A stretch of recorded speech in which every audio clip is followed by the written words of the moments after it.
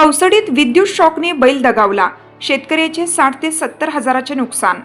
जिंतूर तालुक्यातील कौसडी येथे रविवार दिनांक 28 जून रोजी दुपारी 3:15च्या सुमारास विद्युत शॉक लागून एका बैलाचा मृत्यू झाल्याची दुर्दैवी घटना घडली।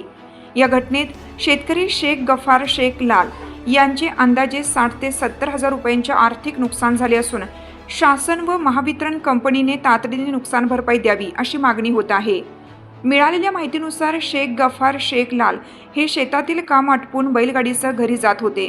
घरासमोरील विद्युत खांबाच्या परिसरात पावसाचे पाणी साचलेलं होतं। बैलगाडी सोडल्यानंतर बैल त्या पाण्याकडे गेला। त्यावेळी संबंधित विद्युत खांबाला विद्युत प्रवाह उतरल्याने बैलाला जोरदार शॉक लागला आणि त्याचा जागीच मृत्यू झाला। दरम्यान बैलाला परत वळवण्यासाठी गेलेल्या शेख गफार यांनाही किरकोळ विद्युत शॉक बसला। ही बाब लक्षात येताच उपस्थित ग्रामस्थांनी तात्काळ महावितरणला संपर्क साधून विद्युत पुरवठा खंडित करण्याची मागणी केली। त्यानंतर वीज पुरवठा बंद करण्यात आला। घटनेची माहिती मिळताच महावितरणचे अभियंता रोकडे यांच्या मार्गदर्शनाखाली कर्मचारी ज्ञानेश्वर बारवकर व सुरेश बारकोड यांनी घटनास्थळी भेट देऊन पंचनामा केला।